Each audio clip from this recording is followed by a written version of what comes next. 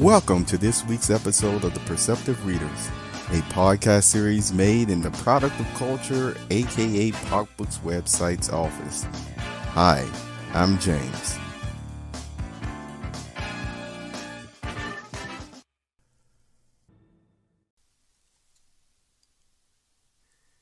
This is a Pocbooks update moment combined with Perceptive Readers podcast.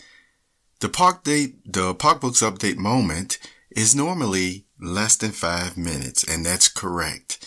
And then we have the Perceptive Readers that goes from anywhere to 15, 20 minutes all the way up to 50 minutes. And it just seemed fitting for the end of this season 4 of the Perceptive Readers to make it with the combination of the Pocbooks update moment. As you know, over the past 3 podcasts, we were featuring the beautiful sound of healing and parts 1, 2, and 3. For part 4, which I told you would be the conclusion, I wanted to do a little bit extra, and that little bit extra requires me to take more than the 5 minutes to share this with you. And yet, with the Perceptive Readers podcast, as you know, I normally break different things down in parts, which we will do today. So why are we finishing the beautiful sound of healing, part 4 in this podcast of the season conclusion of season 4?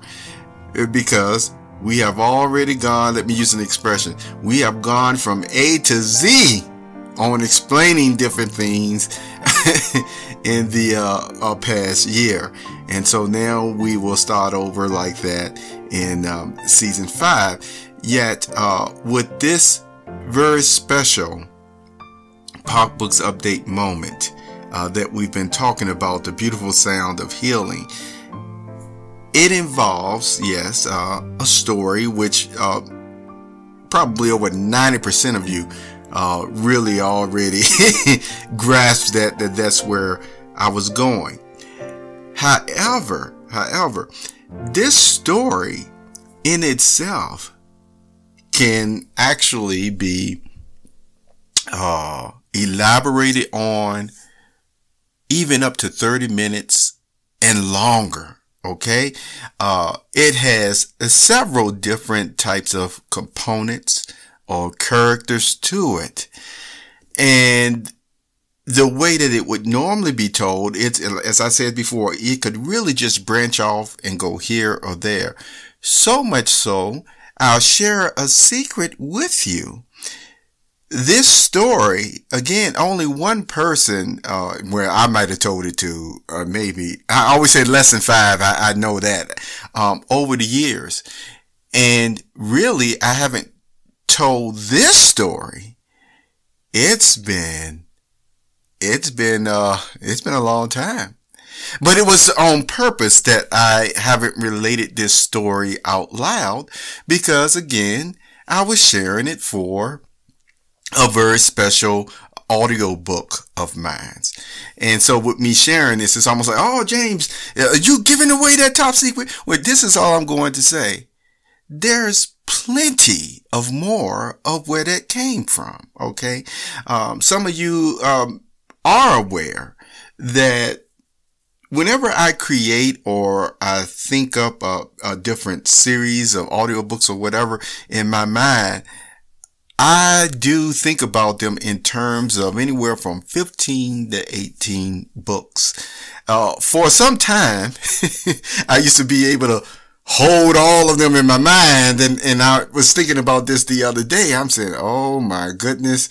Well, I guess I just forgot about what book 9 was about. And it was about one book in particular that I'm like, boy, as the months go on, that those 18 books that were originally just right in my brain, boy, they're dropping bit by bit, month by month. But it doesn't mean that if I don't go on a cruise or something, that, all of that would just come flowing back. But the whole point is, this story that I will relate today is actually entwined or was designed to be placed into one of my other books, my very, very special books, where, all my books mean something to me, of course, but this one would probably be considered the most specialist one of all that I've actually tried to work on for quite some time. There's no crying right now or anything from me. It is what it is. But I just wanted to relate.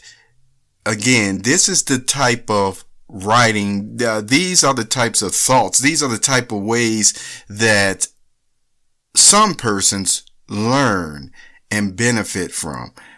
Based on, yes, it can be based on facts and truth and things of that nature. But I really, really want to emphasize again why this story has to be broken down in components, or it's special to break this story down into components before sharing it with you on the Perceptive Readers, because just think about this. The narrator or the person normally telling the story is not going to explain all the time the different background and this, a reason for this or that. And that's part of, again, the entertainment, the enthrallment, where you just have to figure these things out. But since I want to use this time to really show maybe how I actually put some stories together as well, I'm breaking down the components first. Then when I tell the story, I won't go branching off into why this is this way or that way. You pay attention to these components, then, or these characters or what have you, and then you'll already realize, okay, now I see why this person did this or this thing did that or what have you. Okay, so does that all make sense? Well, in the next section, I want to talk about something that was referenced in part 1 that I think you're going to find, again, very interesting going into the story as well, as far as round about section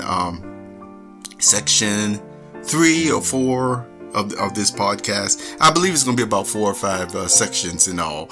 So thank you for being here and with this Pocbooks update moment. I'm James Lynch, and enjoy the rest of the segments. We're moving on after this little break.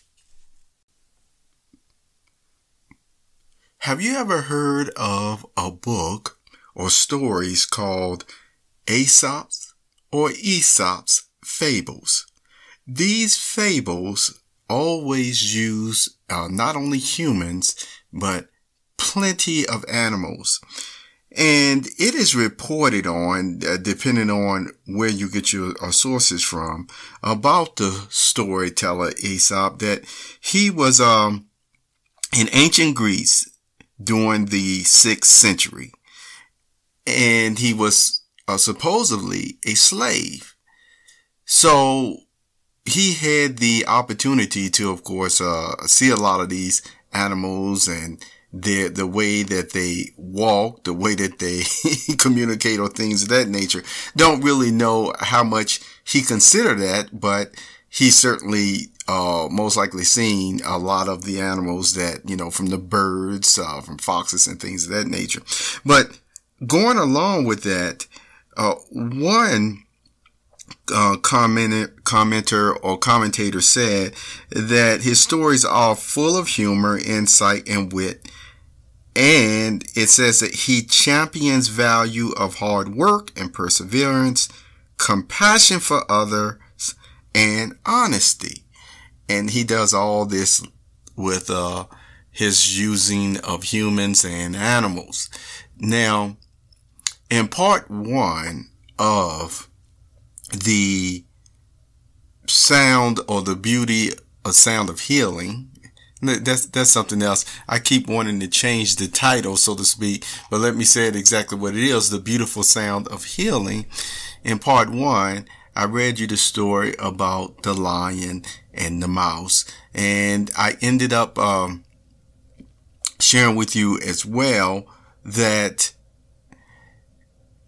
this story, or the beautiful sound of healing, they would all culminate into what we're listening to right now, and the last story that I'm going to tell you.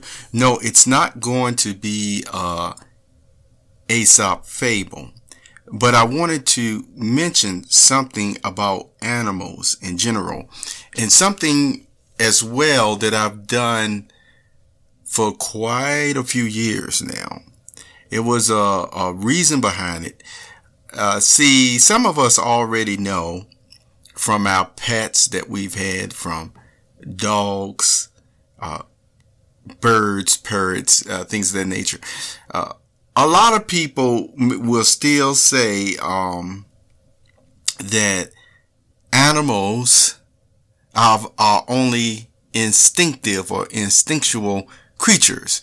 How they know when to fly south for the winter, where to go, where to travel miles upon hundreds of thousands of miles to different locations that for some of them they never even been there before, but they know where to go.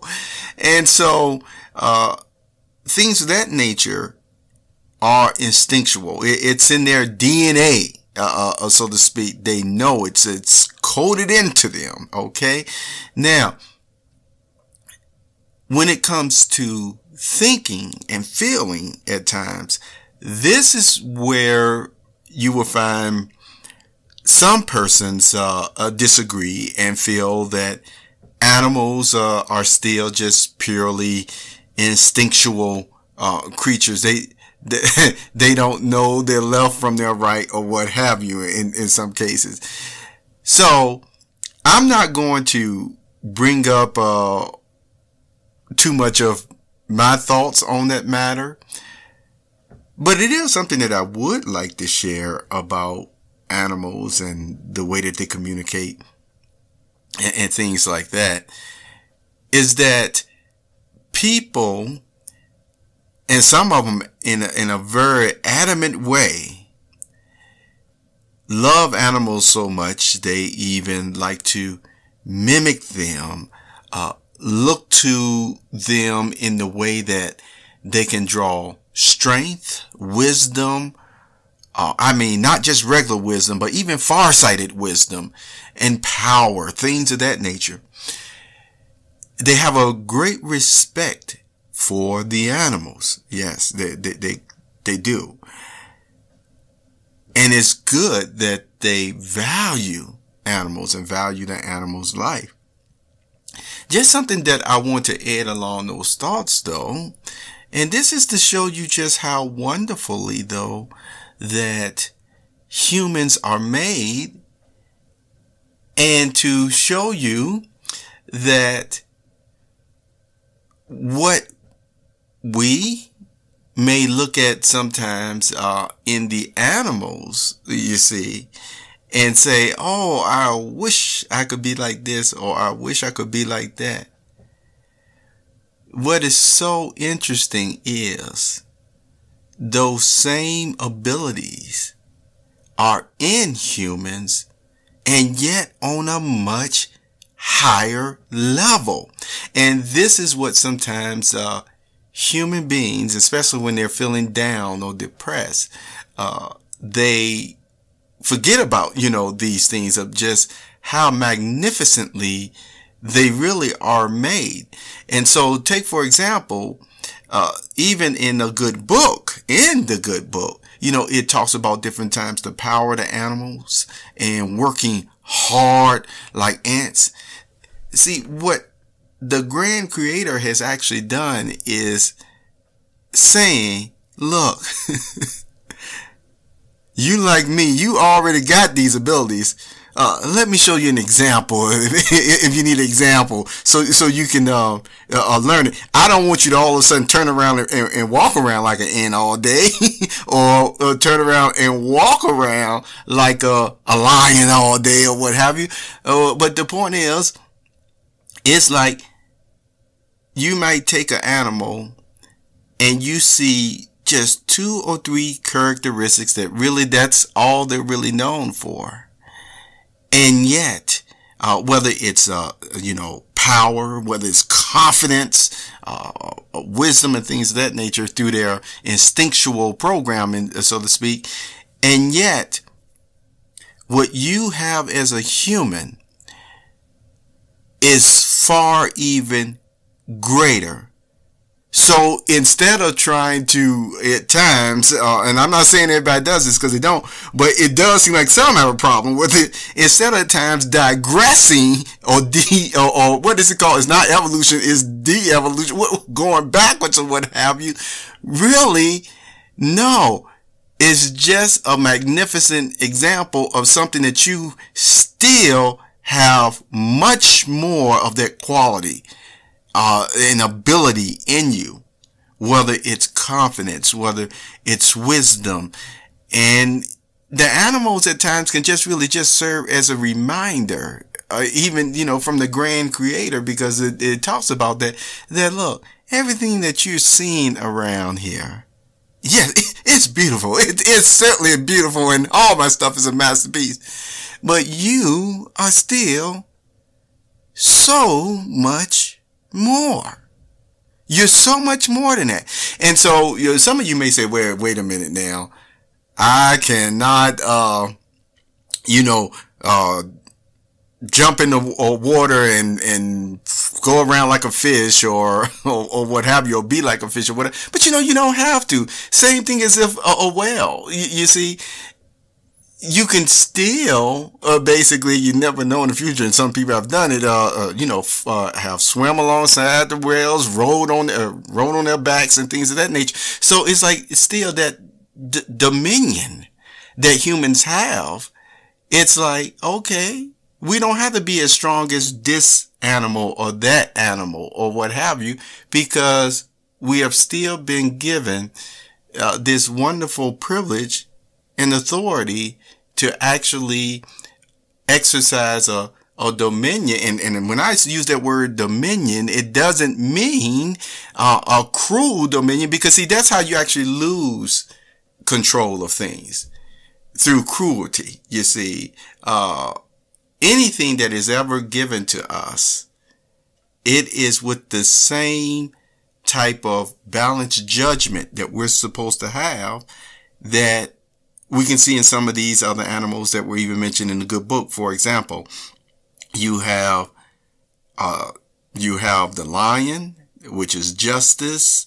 You have the ego, love, justice, wisdom, and power. Wisdom. And then you have the bull for power. And what is so interesting of the 4 major attributes that the good book like to show us, even about the grand creator, the one of love is actually still a human face.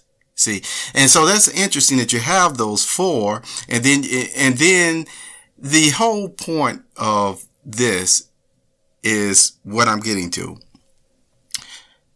In the story, and you're going to see this in the next component, the story, the actions, the things that were done are true. They are factual.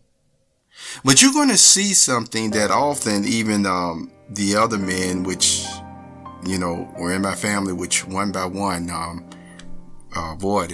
they have gone to rest. They're, I lost my thought for a second.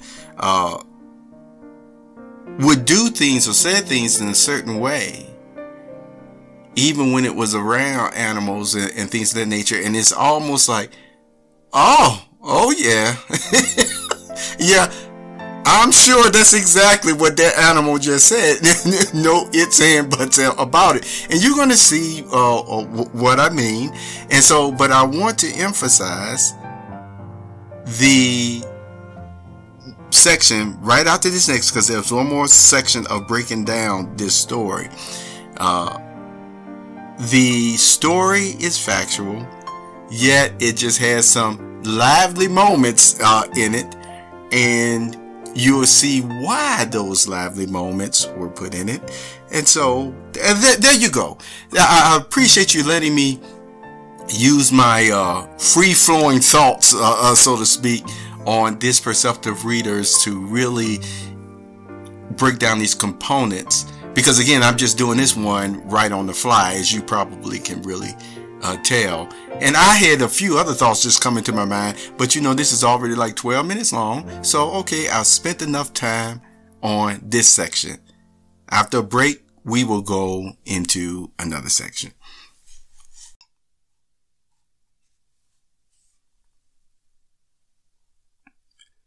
On a farm, there are many animals, as you know, but we're only going to talk about 4 groups for this story. All right.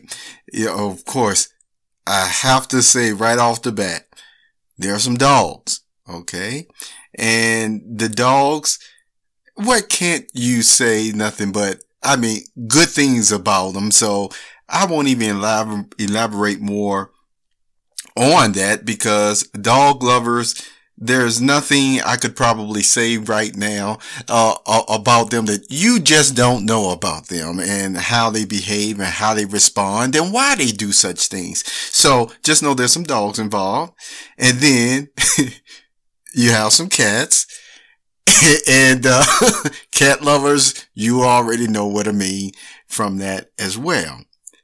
Now, what I want you to pay attention to, though, is there are some hens, and there is a rooster.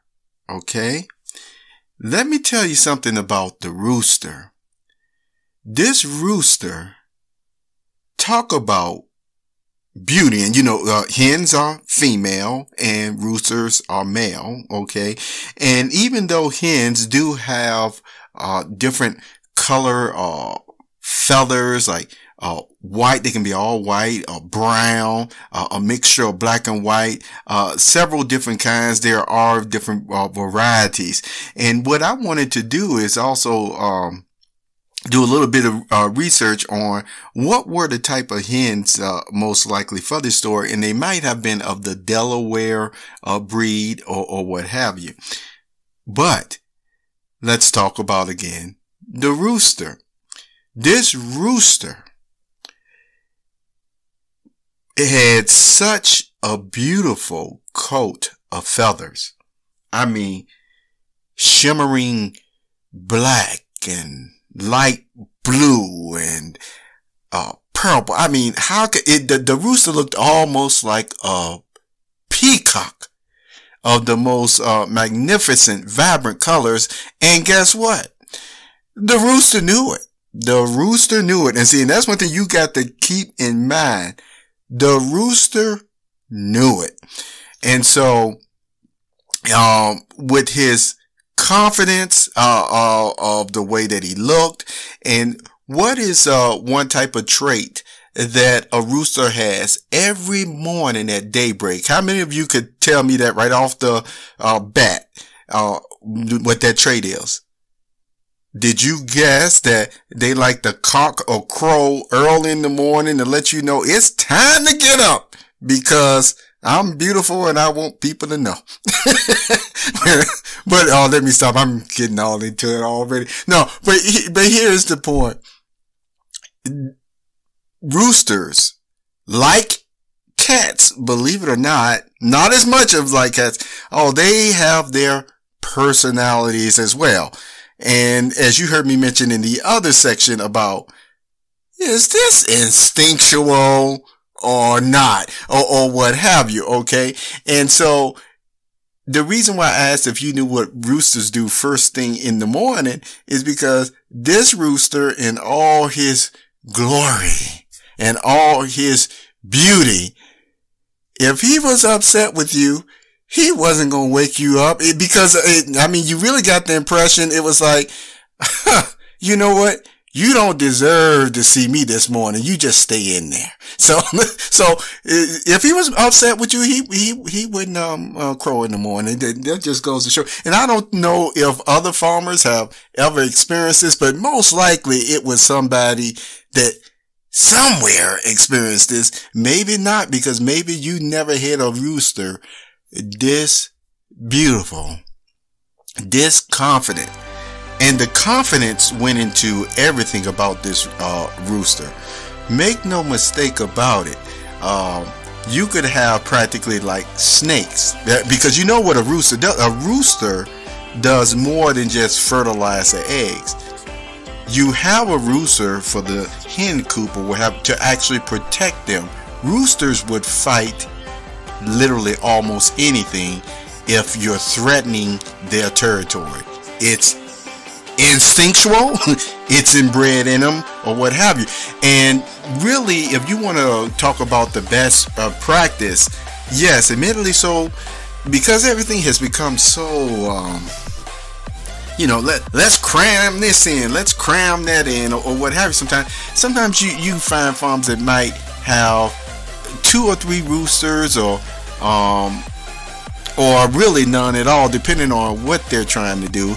But see, this farm that I'm talking about is more of like a family farm, you see, setup or nature. So even the hens practically, could have a very, very, very long life of just, providing eggs every morning. And then, the farmer selling the eggs and things of that nature was, that's the way it was. So the rooster was there and put by himself. He would never have another rooster with this one rooster because he just wouldn't tolerate it. A snake could come up in there, and it doesn't matter what type of snake it was, venomous or what have you.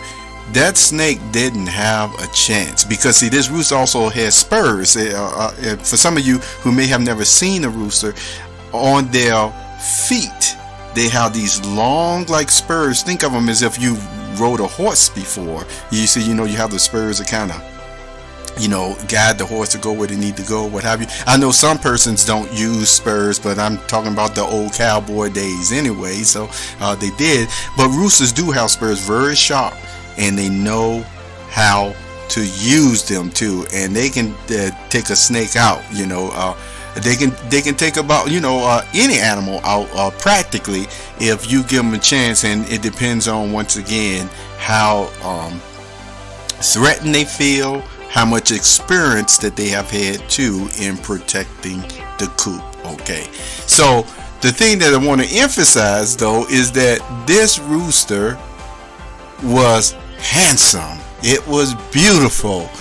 It's the most beautiful thing you ever seen, and it knew it. It had, and did I say it had confidence? Yes, I want to really emphasize it had confidence to accomplish whatever it wanted to, and it took its role very serious. All right, and then you had the hens that I mentioned already. Sweet creatures, just wonderful creatures, beautiful creatures, that they're also a part of this. See, these are the components, or these are the characters, so to speak. But I want to emphasize, really focus on the human. Let me say that again. Focus on the humor, not the humor, but I'm saying humor. Focus on the human.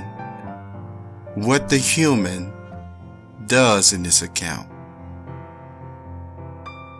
Why did the human do or carry out things the way that he did? What was the effect Do you think it was wise? Would you ever do something like that yourself? So anyway, there are the components of the story and the animals, the guest stars, so to speak, of the story. But focus on the human. After this break, we will begin.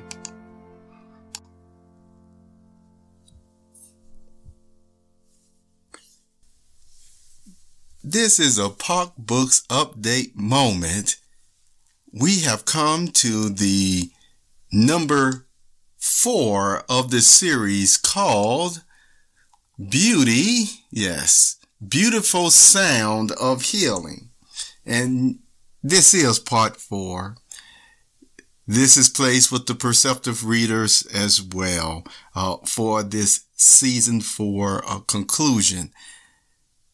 This doesn't mean that you won't hear from the perceptive readers. I just want you to know that even though I'm taking a break from these longer ones that you've enjoyed today, be assured that I'm still going to do the Pocbooks update moments.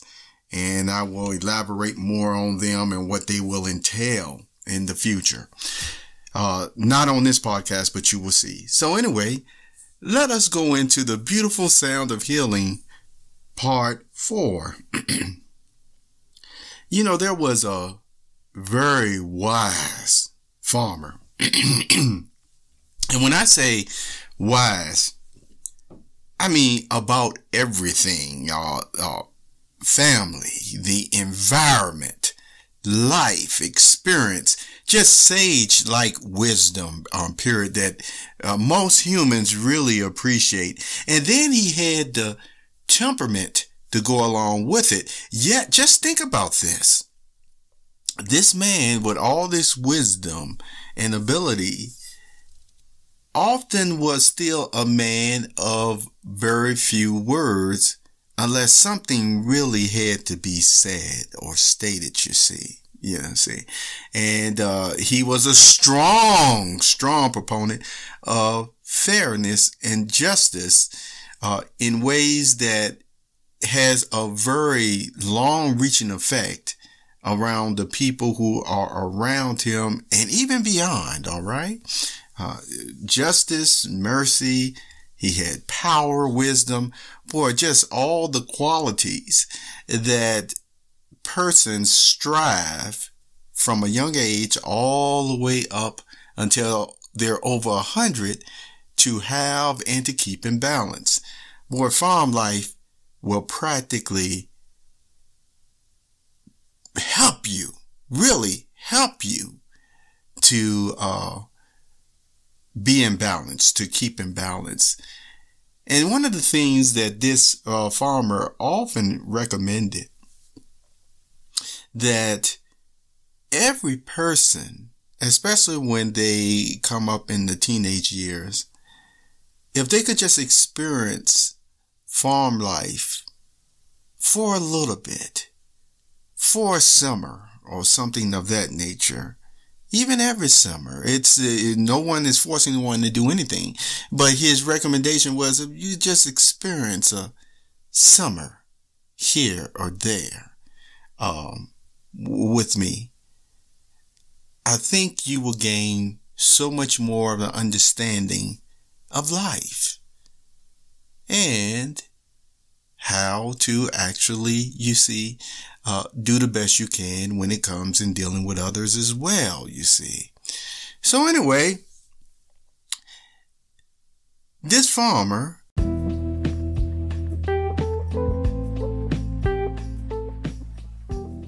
had a farm, all right? And on this farm, there were plenty of animals, not a whole lot, but take, for example, the hen coop had about 4 or 5 troughs in there where all the feed would be placed in, and then the hens, which were more than 100, it's like they could easily just separate to 25 to a trough, you see, when he went in to feed them in the morning, and each trough, and then the hens would just, you see, separate and be organized as they're eating and on each side of the trough. And so there was plenty of food to go around for them. In this farm, or at this farm, the trough, there was also up top, let me see, about 5 or 6 feet in the air, these beams or roofs or something that when the chickens weren't walking around on the ground scratching up straw or hoping a worm would come in there somehow, what have you, they would just be up top, able to look through the screen areas and look outside and just enjoy each other's company, sitting side by side with one another. Now, there was a rooster in there too. And for this account, I'll just give him some initials, call him B. Just call him B, just one initial. So, B made sure every time when the farmer came in the morning, or whether it was the evening time, because sometimes during certain seasons, depending on how light or dark things got, he would sometimes feed the hens in the morning time or in the evening. Now, he really did try to keep to a cycle, see, mainly in the evening times, but you know, sometimes there's just special reasons why it just had to be switched up in another way for it to function that way. But anyway, when he would go in there, the B, you see, the rooster, always had to first come and meet him at the door and give him the permission that, yeah, you can come in and feed us now, all right? And one thing about B that he would do from time to time, that when the hens had a little different argument or this between on one another, he would just sometimes just jump down right away and just walk around, walk in between them and stuff, and next thing you know, then the hens, they just walk off. And what do you mean by, you may be wondering, what type of disagreement or little spat that hens would actually have on the farm? Well, remember when I talked about the worm? Okay, or talk about some type of insects, because insects, you don't see them in the chicken coop. They won't last a second. They are so fast with eating any type of insect. Like even mosquitoes know not to go into a hen coop, you see. But what happens sometimes, especially when you have one color of feathers, you know, you can have white feathers, and I told you they can come in black or brown or what have you. Well, it was this one hen in the farm that had a beetle or something that actually fell on one of its wings, you see. And right away, this bird, this hen that was beside him, pecked at it, grabbed that beetle so quick, but guess what else it grabbed the beetle? Well, with the beetle, can you guess? He grabbed, or she, another hen, grabbed some feathers with it. Yeah, see, that's how hard that hens or chickens, but we're gonna just call them hens, will peck. It is like no mercy, no, you know, no thought about it. I see food and I want it now, you see. And that's something as the farmer would express, knowing how animals are. And sometimes he would word these things, have them come out his mouth, actually say, oh, I see food, I want that now. And so anyway, this one bird, this one hen had the beetle fall on its wing, some type of insect that was falling, and you just saw this quick whoa. And so when the other hen had eaten the beetle and also took some feathers with it. It was something that ended up happening over the next couple of days that was pretty sad. And by the time the second or third day, it was actually getting quite gruesome. What was that? Well, when it came towards feeding time that evening, the farmer noticed that the hen that had the feathers, a couple of feathers plucked out, it looked like maybe a few more were actually pulled out of that hen. Now, think about this. It was plenty of food in the troughs, okay, when he started pouring them through. And what that hen who started having more of its feathers being poured out of its wing started not going anywhere near the middle of the trough, but then started going towards the end or the corner of the trough. Why did that hen do that? Well, it was because when the hen tried to move around, around the other hens, all of a sudden another hen would pluck and take that feather out, then take another feather, and would just keep hitting in that same spot where it was actually starting to bleed. It could never heal. And so the farmer noticed that, and he had a little helper with him. And when this was happening at times, the farmer ended up saying things like, "Oh, why you want to pick on her? Leave her alone." And this is the way he was talking to the hens. And sometimes they would do it right in front of him. And so what he tried to do to help the situation is he made sure when he came in, he stayed near the corner. And by this time, the hen was actually just scared to be around other hens. But when he came in, that hen that was having all his feathers plucked out would run up to his ankles right quick, and he'll pull in the trough and just let the hen eat, while the other ones was all spread out, and they wouldn't mess with, her while she was sitting or eating on his ankle into the trough. You can imagine that a busy farmer would be like, boy, I got to stay here for about 15 minutes. Now, this farmer didn't mind, but he had other animals to feed every day, you see. But this is what he did, at least for the first couple of days. The farmer turned to B, remember the rooster, one time, and he said, "Why aren't you protecting her over here?"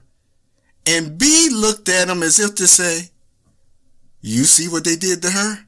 I'm too beautiful to get involved with that."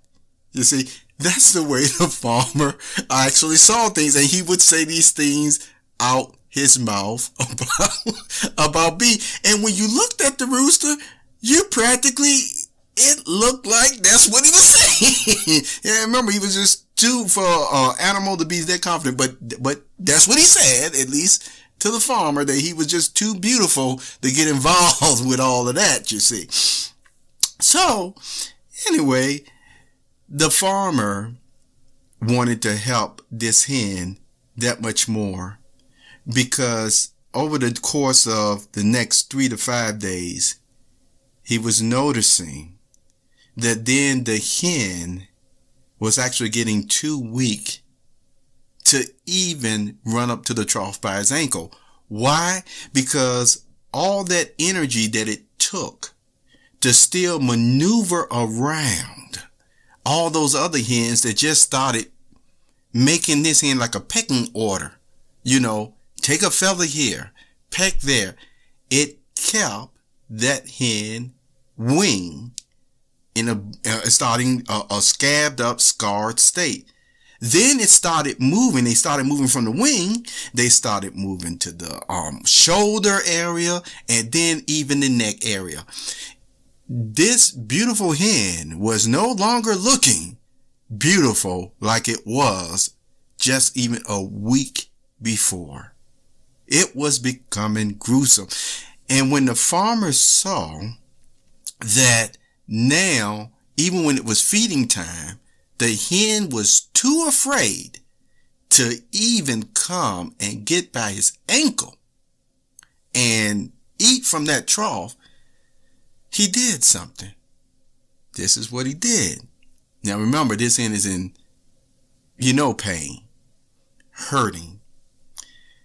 What ended up happening is he picked up that hen. He took the hen out of that coop. And he took the hen over by this big tree. And he poured a lot of food right there on that tree. I mean, that hen was able to eat, feel good, and sit down. But he noticed still that night, when the sun started going down and everything, the hen was by itself. And it was, that first night, it just stuck by that tree, didn't move. And he said the next day, he wanted the hen to have a little bit of company. Okay. He ended up opening up the coop, and he let about 3 or 4 hens out.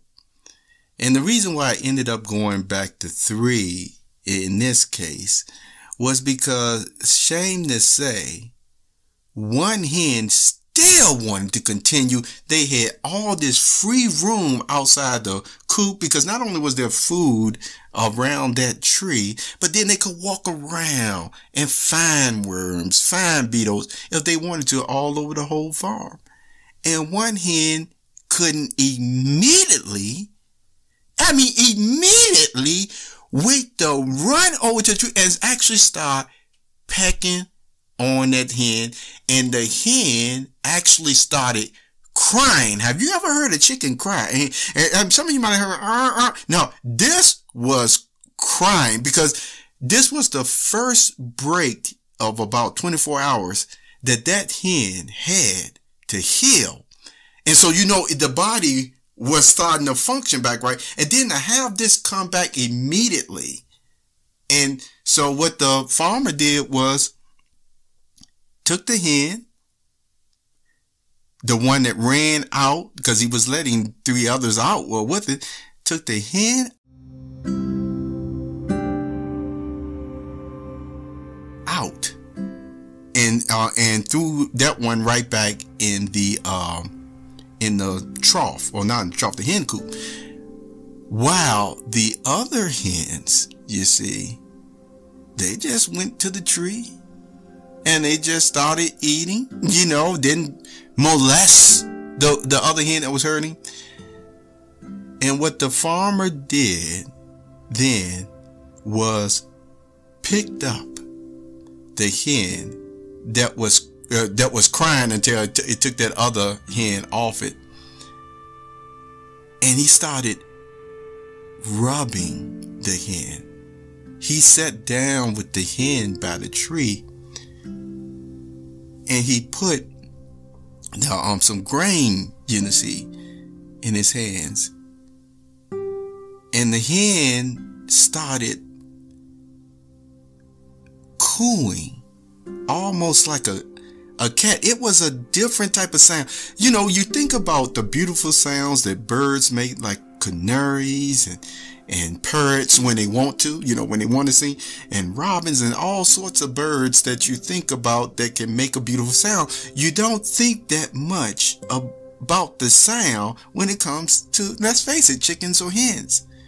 But make no mistake about it, as he rubbed this hen very lightly and was sitting down and just letting it eat the food or the grain out of his hand. And the chicken wasn't even rushing. Because remember I told you how a chicken would, the way that they eat, they almost eat like they're starving all the time. Peck, peck, peck, peck, peck, peck. This chicken would just softly grab a couple of spots. And then some farmer was rubbing, it would be like, her, and then would turn his head up towards the farmer. And the farmer just said, I know. And the chicken was talking to the farmer. Then the chicken would grab a couple of more spots or grain and turn back.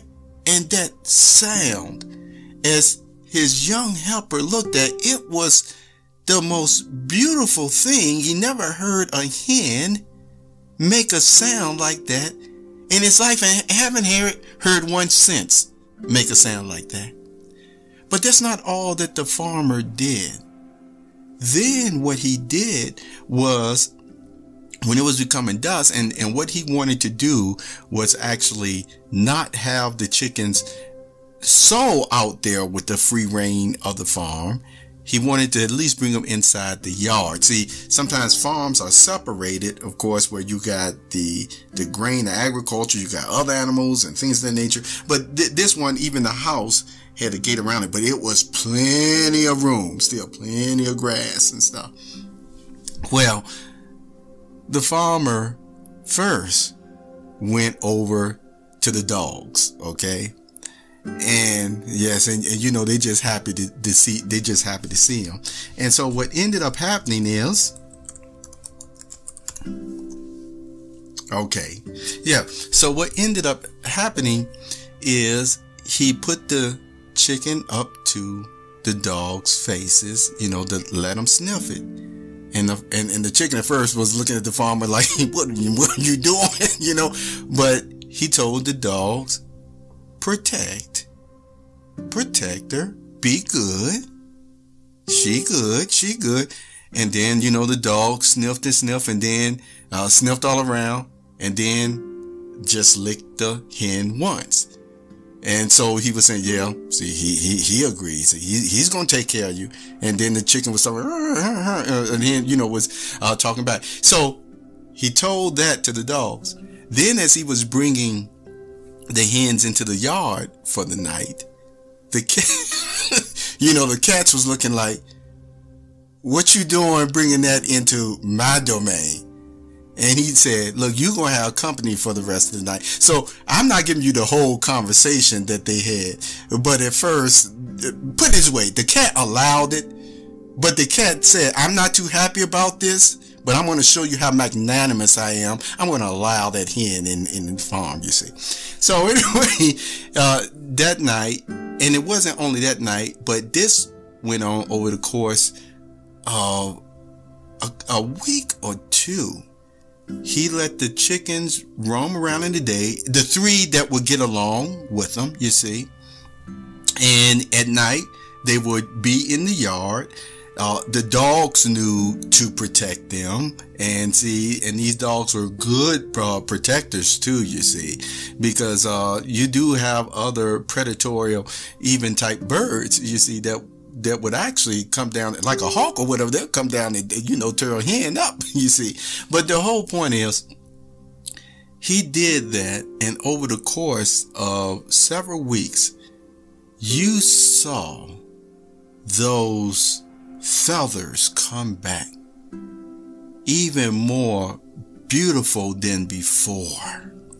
Yet there was a light spot that hen always had from that experience. It was like the feathers just never fully grew back in that wing, but you still couldn't tell that really there was an underlying scar that had caused that dent, that real light spot where it just couldn't be filled in.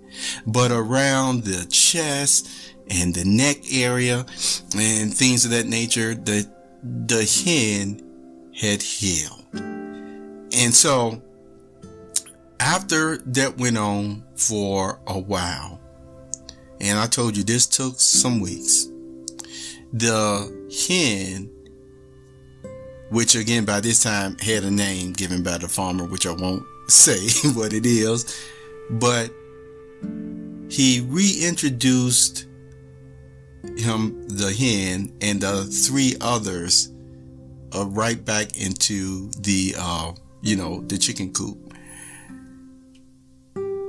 From what I understand, that hen was able to live a long life. It was never sold. It's almost like it makes me think about Charlotte's Web a little bit, but that farmer had made up its mind that that hen and those other 3 were not going to be sold to no other farmer, because he would sell, these hens. He had plenty of them, don't you? And sometimes when those eggs was hatching and stuff like that, you don't need all those hens or chickens and stuff. But those 3, or really 4 in all, he kept. They were able to become also, breeders and things of that nature by Mr. B. Don't really know whether Mr. B totally deserved them or not, but the whole point is he certainly took credit for everything after that, you see. But anyway, I just wanted to share that story and go right back to the point of that beautiful sound, that beautiful sound of healing. That animal experienced something on a level where even that farmer had never heard that type of sound come out of an animal with those types of vocal cords, you see, if we can use that expression to describe them, their voice box or what have you, because all you mostly hear is the hens cackle or what have you, or sometimes when they just sitting, let me stop. But the whole point is, this was a different sound, and the sound only came about, you see, when that farmer was rubbing, comforting, stroking, just in the right way, in the necessary way that hen needed it. Now you can look over all the things that he had to do to get to that point, you see. He did things in a way that even people have at least known that, even shepherds do, and people in positions of trust at times do, you see. And I just want to share that much more with you as far as what human beings are capable of doing. See, in this day and age, often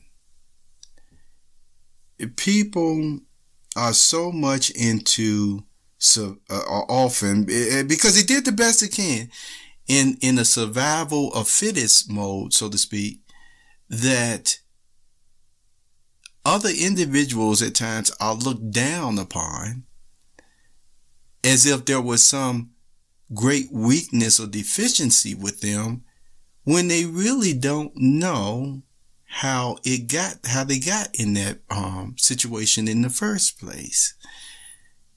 And everything isn't.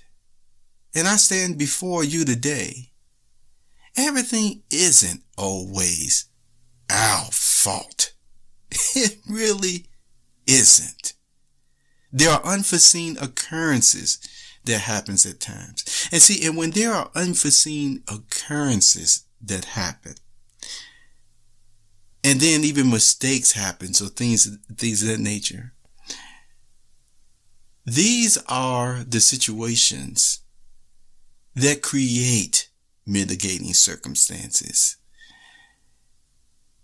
There's a difference between calculated things and the difference between just unforeseen occurrences and mistakes and things of that nature.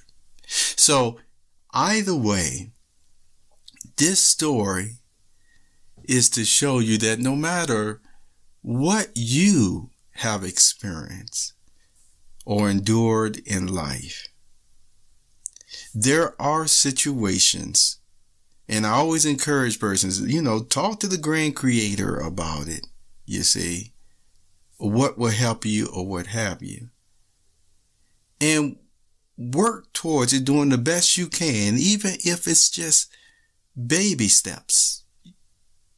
You know whether you can do something or not at times. Other persons can't tell you that. You know what the pain is that you're experiencing at times. And see, in my experience, it is the wise. It is the experience. And the most important at all, it is the empathetic person that knows this. And so they do the best that they can, realizing never to cross a situation in such a way where they're still leaving it out of the grand creator's hands. As you already heard me say, we are given dominion. Human beings, wonderful. And when I said dominion, I mean wonderful, upright things. As the human family, over the whole earth. And we're giving it because we know that in imitation of the grand creator, he didn't give it to us because of cruelty or that we would exercise it in cruelty, but actually that we would always exercise it in love. So, beautiful sound of healing. Have you sung it for yourself? Have you made that sound for others? Thank you for being here and have a wonderful day.